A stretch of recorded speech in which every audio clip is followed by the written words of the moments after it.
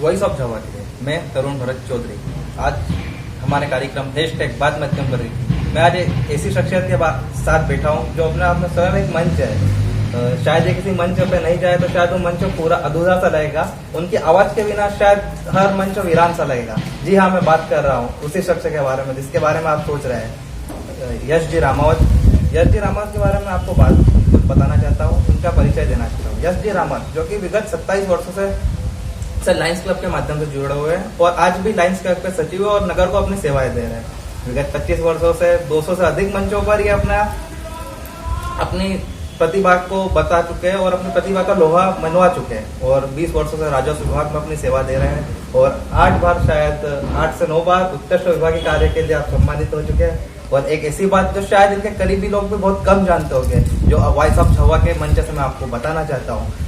वर्ष 2012 में शायद है ना, 2012 में राष्ट्रपति श्रीमती प्रतिभा पाटिल से इन्होंने न उत्कृष्ट विभागीय कार्य के लिए वो प्रमाण पत्र प्राप्त किया, जिसकी शायद हमारे क्षेत्र में कोई ये उपलब्धि हासिल नहीं कर पाया होगा आज तक। तो मैं बताना चाहता हूँ कि राष्ट्रपति से प्राप्त खिताब व्यक्ति हमारे बीच में आज बैठा है। शायद मैं इनकी कितनी भी तारीफ करूं शायद वो कम होगी, फिर मैं इनकी तारीफ में कुछ शब्द कर रहा हूँ। जैसे ही सोशल मीडिया पे सभी को पता लगा कि आज हमारे बीच यश जी रामावत आएंगे तो सोशल मीडिया भी इनके स्वागत में आतुर हो गया। इनकी आवाज को सुनने के लिए आतुर थे हमारे सभी दर्शक भी। इनकी आवाज में वो जादू है जो समा बांध देता है, सभी को मंत्र मुग्ध कर देता है एक तरीके से। शायद मैं इनके साथ बैठ के भी ऐसा महसूस कर रहा हूँ जैसे कि कुबेर का भंडार और अली बाबा का खजाना मुझे एक साथ मिल गया है। इसी वार्तालाप को आगे बढ़ाते हुए मैं यश जी से चाहता हूँ कि वो हमारे दर्शकों का संबोधन करें। सबसे पहले तो मैं वॉइस ऑफ झावा का बहुत बहुत धन्यवाद करता हूँ और आपका तरुण जी जिन्होंने मुझे आज ये मंच दिया कि मैं आज आपके बीच आया। एक बड़ी सुखद अनुभूति हो रही मुझे। वो राज जो मैंने 8 साल तक अपने अंदर दबाए रखा था, आज वो मुझे नहीं पता कि वॉइस ऑफ झावा के पास ये खबर कहाँ तक पहुंची। हाँ, लेकिन ये सही है कि 2012 में मुझे राष्ट्रपति पुरस्कार मिला। तत्कालीन तहसीलदार राजेंद्र जैन सर मेरे कार्यों से प्रभावित हुए थे और मुझे भी नहीं पता कि उन्होंने कब कलेक्टर जयश्री क्रियावत जी के माध्यम से राष्ट्रपति पुरस्कार के लिए मेरा नाम दिया। और मुझे बड़ी खुशी हुई जब खुद कियावत मैडम जो कि हमारे कलेक्टर थे उन्होंने फोन लगा के मुझे ये सूचना दी थी। तो ये आप सब मिलने जुलने वाले यार दोस्तों की दुआएं शुभकामनाएं हैं कि मैं इस मुकाम तक पहुंचा हूं। और एक बार फिर से मैं अपने सभी मिलने वालों का धन्यवाद करता हूं क्योंकि मैं भी सोशल मीडिया पे देख रहा हूं जो रिस्पांस आपके इस कार्यक्रम को मिल रहा है, बहुत अच्छा प्रयास है। और स्थानीय लेवल पे, स्थानीय स्तर पे इतने अच्छे कार्यक्रम आप दे रहे हैं। हमारी स्थानीय जो प्रतिभा है वो इस मंच से आपके बीच आ रही है, निश्चित रूप से सराहनीय प्रयास है। और मैं खुद अपने आप को बड़ा गौरवान्वित महसूस करता हूँ कि आज आपके इस कार्यक्रम का हिस्सा बनकर सभी के बीच उपस्थित है। जैसा कि मैं आपको बताना चाहता हूँ, यश जी रामावत एक बार माइक या एक बार अपनी बात चालू करते हैं तो शायद दूर दूर से लोग इनकी आवाज को सुनने के लिए मंत्रमुग्ध होकर इनकी ओर आकर्षित हो जाते हैं। एक ऐसा समासा बांध देते हैं जैसा कि आप देख चुके हैं हमारे इस वार्तालाप में।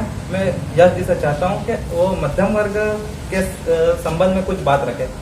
देखिए, मध्यम वर्ग जो है वो हमारे देश का एक बहुसंख्यक वर्ग है। यदि हम तुलना करें, एक तो निम्न मध्यम वर्ग आता है और एक उच्च मध्यम वर्ग है। दोनों के बीच में यदि हम तुलना करें तो लगभग 50 से 60% वर्ग जो है वो हमारा मध्यम वर्ग आता है। मध्यम वर्ग ऐसा वर्ग है जो किसी से अपेक्षा नहीं रखता है, खुद अपने आप में सोचता है कि मुझे अपनी व्यवस्था या अपनी जिम्मेदारी खुद निभाना है। यदि पेटलावत के संदर्भ में हम देखें तो मध्यम वर्ग क्या है?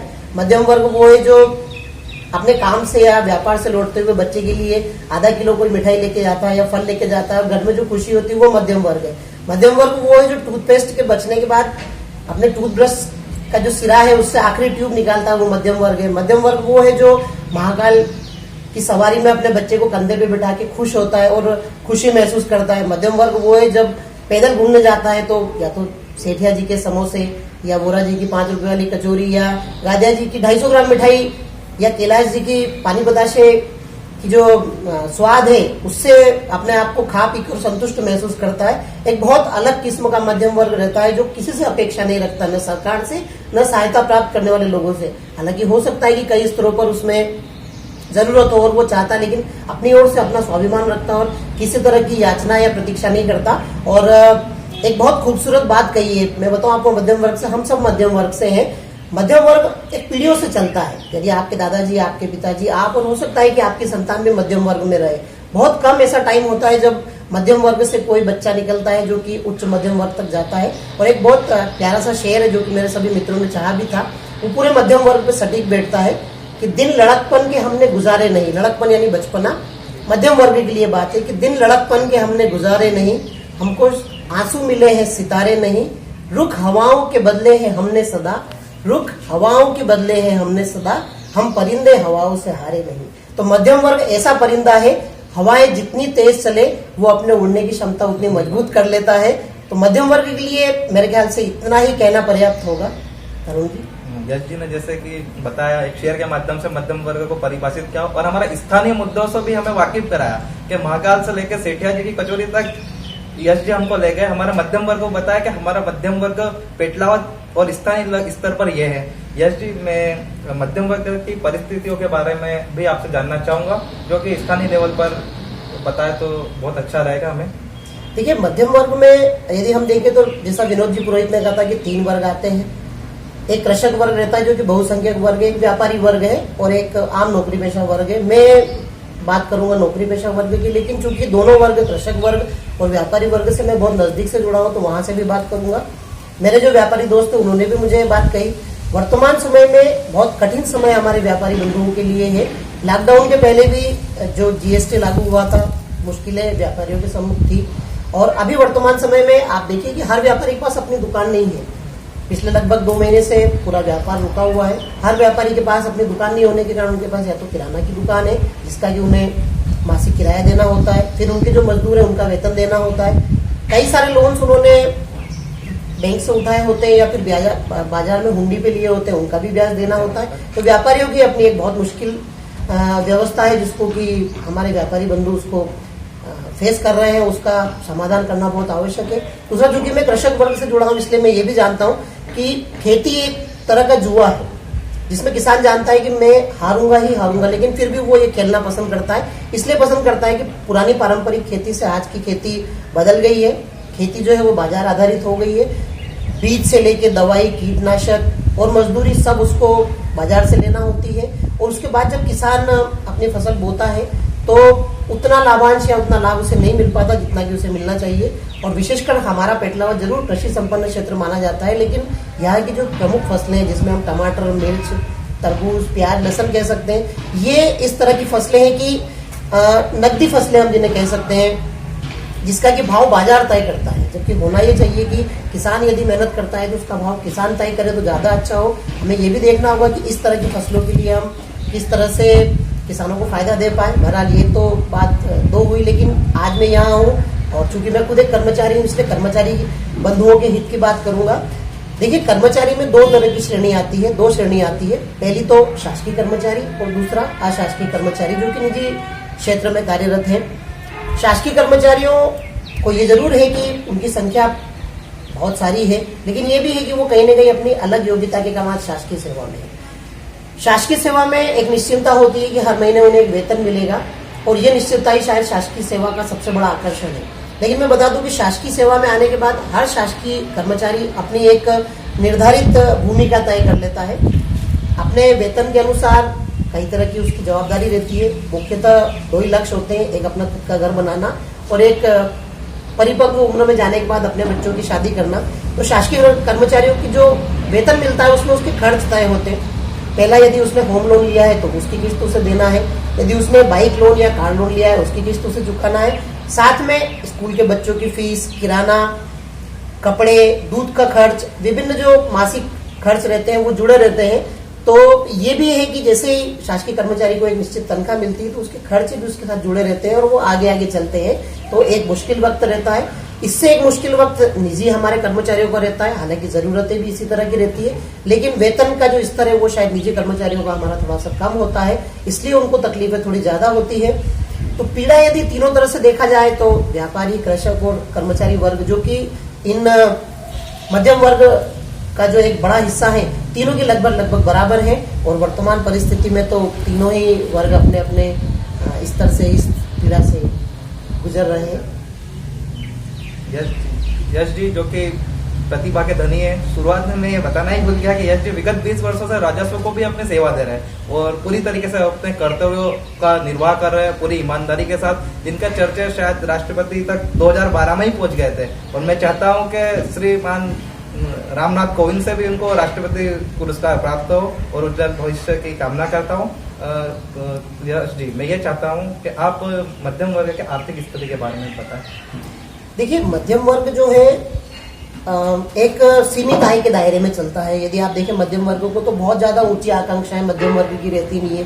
अपनी रोजमर्रा की जरूरतें पूरी हो जाए, अपने परिवार को एक उच्च स्तर का जीवन दे सके, सामान्य तौर पे बच्चों की अच्छे से पढ़ाई लिखाई करवा सके, उतनी आकांक्षा एक रहती है। छोटे यदि बच्चे हैं तो उन्हें अच्छे से पढ़ा सके, यदि बड़े बच्चे हैं हायर एजुकेशन में तो उन्हें बाहर भेज सके और वो जो एम चाहते हैं उसको पूरा कर सके। लगभग इतनी एक मध्यम वर्ग की आकांक्षाएं रहती है। हालांकि होता है, सबको अपने बच्चों से लगाव होता है और वे चाहते हैं कि अच्छी तरक्की करें, लेकिन मध्यम वर्ग कहीं न कहीं बहुत सारी पीड़ाओं से और बंधनों में जकड़ा हुआ रहता है। उससे निकलने में शायद मुझे लगता है कि पूरी लाइफ मध्यम वर्ग की हो जाती है। अमूमन ये माना जाता है कि 30 साल से लगभग 50 साल की उम्र जो रहती है वो आदमी की कमाने की और अपने परिवार को सेटल करने की उम्र रहती है, लेकिन उसी दौरान मध्यम वर्ग की जो खुद की आकांक्षाएं उम्मीदें रहती है वो भी कहीं न कहीं टिक जाती है उसकी मेहनत पर। और बहुत हद तक मध्यम वर्ग अपनी जवाबदारियों को पूरे करने में, अपने परिवार की उम्मीदों को पूरा करने में ही अपना पूरा जीवन लगा देता है। उम्मीदें तो सबकी रहती है कि हम मध्यम वर्ग से उच्च वर्ग में जाए, लेकिन मध्यम वर्ग के पास इतनी जवाबदारियां रहती है, इतने काम रहते हैं, पारिवारिक बच्चों की जवाबदारी रहती है कि वो कोशिश तो जरूर करता है, पर कुछ ही लोग ऐसे खुशकिस्मत होते हैं कि वो मध्यम वर्ग से उच्च वर्ग में पहुंच पाए। जैसा कि यश जी एक सरकारी कर्मचारी भी है, मैं हमेशा से एक प्रश्न सोशल मीडिया पे आता रहा है कि आज सरकारी वर्ग या सरकारी नौकरी प्राप्त व्यक्ति शायद खुश है या बहुत ज्यादा सही जगह पे है इस लॉकडाउन को देखते हुए, तो मैं उस बारे में भी यश जी से जानना चाहूंगा। हाँ नहीं, निश्चित एक शासकीय कर्मचारी होने के नाते मैं जरूर कहूंगा कि हम लोग बहुत खुशकिस्मत हैं और संतुष्ट भी हैं, क्योंकि हमारा एक निश्चित जीवन, एक दायरा है जिसमें हमको एक निश्चितता रहती है, एक सुखद अनुभूति रहती है, एक भरोसा रहता है कि हर महीने हमें वेतन मिलेगा। लेकिन मैं बताऊं कि कहीं न कहीं अपनी नौकरी की मर्यादा रहती है, समय का बंधन रहता है और एक बहुत आदर्श स्थिति में हमें जीवन जीना पड़ता है। लेकिन चूंकि मैं शासकीय कर्मचारी हूँ, शासकीय योजनाओं को बहुत नजदीकी से जानता हूँ, तो दो बात जरूर रखूंगा मैं। सरकार ने हमारे जो बैंकों के माध्यम से 3 महीने का जो लोन अभी एक तरह से छूट दी है, मोरेटोरियम दिया है, तो हमारा ये कहना है कि ऐसे ही कुछ छूट कृषक वर्ग, व्यापारी वर्ग और मजदूर वर्ग को भी मिलना चाहिए। उसमें मेरा ये कहना है कि यदि व्यापारी वर्ग को वो इस तरह की छूट दे पाए, क्योंकि आप देखेंगे हमारे भारत में सबसे ज्यादा टैक्स देने वाला जो वर्ग है वो व्यापारी वर्ग है और बहुत अधिक मात्रा में टैक्स देता है, तो कहीं ना कहीं उनकी भी ये उम्मीद रहती है कि हमें भी सरकार की तरफ से छूट मिले। तो मेरा तो ये जरूर निवेदन है कि हमारे व्यापारी वर्ग को भी इस तरह की इनकम टैक्स में या जीएसटी में छूट मिले कि इस मुश्किल के समय में वो भी अपना व्यापार और अपने जो नौकर है उनका संभाल कर पाए। किसानों के लिए बहुत सारी योजनाएं चल रही है, लेकिन एक योजना जो कि किसानों और हमारे ग्रामीण क्षेत्रों से जुड़ी है, उसमें मेरा ये कहना है कि मनरेगा की योजना बहुत अच्छी योजना है जो कि 2007 से संचालित हो रही है। उसका एक सही क्रियान्वयन हो, क्योंकि आप देखेंगे कि अभी बहुत बड़ी संख्या में मजदूर बाहर से हमारे यहाँ आए हैं और यदि आप चाइना को देखें तो चाइना ने अपना मेन पावर जो है बहुत अच्छी तरह से यूटिलाइज किया है, और यदि उसी मेन पावर को हम अपने स्थानीय स्तर पर यूटिलाइज कर पाए तो बहुत अच्छा होगा। और आप देखेंगे हमारा झाबुआ जिला तो बहुत मजदूरी आधारित जिला है, हालांकि यहाँ के ज्यादातर मजदूर बाहर जाकर मजदूरी कर रहे हैं, लेकिन इस दौर में उन्हें भी ये चीज समझ में आई है कि अपने घर पर रहना ज्यादा सुरक्षित है, और अब वो भी कहीं न कहीं ये संभावनाएं देख रहे हैं कि यदि उन्हें स्थानीय स्तर पर भी रोजगार मिलता है तो वे यहीं रहेंगे और वे बाहर क्यों जाएंगे। तो मुझे लगता है कि मनरेगा एक बहुत अच्छा माध्यम बन सकता है स्थानीय स्तर पर कि हम अपने यहाँ की स्थानीय श्रमिकों को रोजगार दे पाए, और लेकिन ये है कि उसका क्रियान्वयन थोड़ा स्थानीय स्तर पर एक निश्चित ढांचे में और व्यवस्थित तरीके से करना होगा। यश जी, मैं आपसे ये एक गुजारिश या एक अपील करना चाहता हूँ, क्या आप सरकार तक कुछ संदेश या कुछ मैसेज पहुँचाना चाहते हो तो आप हमारे चैनल के माध्यम से बता सकते हो बात, वो सुझाव हमारे चैनल के माध्यम से आप रख सकते हैं। बिल्कुल, मैं तो चूंकि खुद एक शासकीय कर्मचारी हूँ, बहुत नजदीकी से मैंने देखा है हमारे पुलिस विभाग, स्वास्थ्य विभाग, सफाई कर्मचारी, हमारे नगर परिषद के लोग, सभी लोग लगे हुए हैं, लेकिन ये हमारे ऐसे योद्धा है जो कि आज सामने आके लड़ाई लड़ रहे हैं। बहुत सारे हमारे कर्मचारी ऐसे हैं जो कि ऑफ द फील्ड काम कर रहे हैं, जो कि शायद कोरोना की इस फाइट में आमने सामने नहीं है, लेकिन पर्दे के पीछे बहुत हद तक अच्छा काम कर रहे हैं। मैं उन सभी साथियों को बधाई देता हूं। हमारे बहुत सारे जो स्वयंसेवी संगठन है अपने स्तर पर काम कर रहे हैं, और मुझे एक ये चीज अच्छी लगी है इस कोरोना में कि एक सामाजिक सौहार्द बना है। एक दूसरे की मदद करने की जो भावना है वो कहीं न कहीं दिखावे की पद्धति से बाहर आई है। जो भी एक दूसरे की मदद कर रहे हैं वो पर्दे के पीछे रह के कर रहे हैं, ताकि जिसे हम मदद दे रहे हैं उसका स्वाभिमान भी बना रहे और उस तक व्यवस्थित तरीके से मदद भी पहुंच जाए। क्योंकि भाई साहब झाबुआ का मंच है, तो मैं अयोध्या फाउंडेशन और भरत जी चौधरी और आपकी पूरी टीम को भी बधाई देता हूं, जिन्होंने कि इतने अच्छे तरीके से इस लॉकडाउन में पिछले लगभग 1.5 महीने से, हालांकि आपका अभियान लगभग 2.5-3 साल पहले से चल रहा है, लेकिन इस दौरान जो सेवाएं दी गई हैं उनकी वास्तव में जरूरत थी और वो अयोध्या फाउंडेशन ने पूरी की है। इसके लिए आपकी पूरी टीम को और अयोध्या फाउंडेशन को मेरी ओर से साधुवाद। मैं आपके पुत्र समान हूँ, तो शायद आपका मार्गदर्शन भी भविष्य में चाहता रहूंगा। और मैं आपसे बात या विनती करना चाहता हूँ कि आप भी किसी विचारक या किसी व्यक्ति, किसी शख्स को इस मंच पर देखना चाहते हैं तो उसका एक नाम सजेस्ट करें हमें। देखिए, जब से आपका ये जो प्रोग्राम शुरू हुआ है उसमें एक इंटरेस्टिंग पार्ट है ये, जब लास्ट में हम आते हैं तो कि सजेस्ट किसका नाम किया जाए। क्योंकि मेरे लिए तो इतने सारे मेरे मिलने जुलने वाले सोशल मीडिया के मेरे इतने बंधु हैं कि एक नाम सजेस्ट करना बहुत मुश्किल है। यदि नाम की लिस्ट में जाए तो मेरा तो दिल से यही था कि मैं सबसे पहले भरत जी चौधरी का नाम शामिल करता, लेकिन चूंकि मर्यादा है और यदि नामों की फहरिस्त में देखा जाए, बहुत सारे हमारे जो वक्ता हैं, जो विद्वान हैं, वो इस प्रोग्राम में आ चुके हैं। हरिशंकर जी पवार अगली सेलिब्रिटी हैं। बहुत सारे नाम मुझे यहाँ लगता है, पत्रकार में मेरे मनोज जानी, वीरेंद्र भट्ट हैं, बहुत सारे वीरेंद्र जी व्यास हैं। बाहर के क्षेत्रों में देखें तो जगदीश जी प्रजापत है, बामनिया में राजेश जी सोनी है, रायपुरिया में हेमंत जी शुक्ला, जीवन जी, बट काफी सारे नाम है मेरे पास। मेरे लायंस क्लब में मेरे वरिष्ठ प्रबोध जी मोदी, नीलेश कुशवाहा, नीलेश पालीवाल, बहुत सारे नाम जो है मेरे जहन में उभरते हैं। लेकिन एक शख्स ऐसा नाम के रूप में मेरे जहन में उभरता है जो शायद पेटलावद के सबसे अच्छे बोलने वाले व्यक्ति हैं।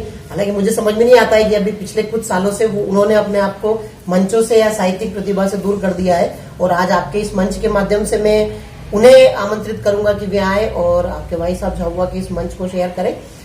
वैसे उर्दू एक बहुत अदब वाली जबान है और मैं एक शेर के थ्रू उन्हें बुलाना चाहूंगा और अनुरोध करूंगा कि वे शेर में जो शब्द आया उस पर ध्यान नहीं देते हुए मेरी भावनाओं पर ध्यान दें। बहुत अच्छे वक्ता हैं, इसलिए उन्हें शेर के साथ आमंत्रित करूंगा। चला वो तीर बेहतर जो तेरी कमान में है, जिन्हें मैं आमंत्रित कर रहा हूं उनके लिए। चला वो तीर बेहतर जो तेरी कमान में है, किसी की आंख में जादू तेरी जबान में है। ऐसी जबान में जादू रखने वाले व्यक्ति जिन्हें कि मैं बहुत मानता हूं, मैं खुद उनका व्यक्तिगत प्रशंसक हूं, और मैं ये जरूर उम्मीद करूंगा कि आपके इस मंच के माध्यम से एक बार फिर से वो पेटलावद की साहित्यिक और सांस्कृतिक प्रतिभा का हिस्सा बने। मैं आमंत्रित करता हूं इस मंच से श्री जितेंद्र जी मेहता को कि वे मेरा अनुरोध स्वीकारें और भाई साहब झाबुआ के इस मंच को साझा करें, और जो एक बहुत अच्छा अनुभव मुझे मिला है उसके वो भी सहभागी बने। भाई साहब झाबुआ को मैं एक बार फिर से धन्यवाद देता हूं और ये भी बधाई देता हूं आपकी खोजी पत्रकारिता के लिए कि आपने जो राज मैंने 8 साल से छिपाए रखा था उसे हमारे सभी मित्रों के बीच में रखा। भाई साहब झाबुआ का मुझे आमंत्रित करने के लिए और बुलाने के लिए बहुत बहुत धन्यवाद, शुक्रिया। यश जी को मैं बताना चाहूंगा कि पत्रकार का कर्तव्य ही होता है कि शख्स में छुपी प्रतिभा को बाहर निकाला जाए। शायद ये 8 साल में जो ये प्रतिभा थी जो शायद कहीं दब के रह गई थी, शायद लोगों तक क्या, शायद आपके परिवार तक भी नहीं पहुंच पाई थी, उसको आज हमने भाई साहब झाबुआ के मंच से देश के सभी कोने में पहुंचा है। आशा करता हूं कि आपकी इस प्रतिभा को सभी समझेंगे, और यही बात कहना चाहूंगा जो मैं पहले भी कह चुका हूं कि मैं चाहता हूं कि राष्ट्रपति श्रीमान कोविंद जी से भी आपको ये सम्मान प्राप्त हो, और ऐसी आशा करता हूँ। जितेंद्र जी से मैं कहना चाहूंगा कि यश जी ने भी ये निवेदन किया है, और वॉइस ऑफ झाबुआ भी आपसे निवेदन करता है कि हमारी आवाज आप तक पहुंच रही है, तो आप भी इस मंच से जुड़े, आपसे सब जल्द से जल्द संपर्क हो सके तो जल्द से जल्द इस मंच पर आपकी हम आपके विचार इस मंच से प्रकट कर सके। इसी के साथ मैं आपसे विदाई लेना चाहता हूँ। वॉइस ऑफ झाबुआ की तरफ से आप सब दर्शकों का आभार।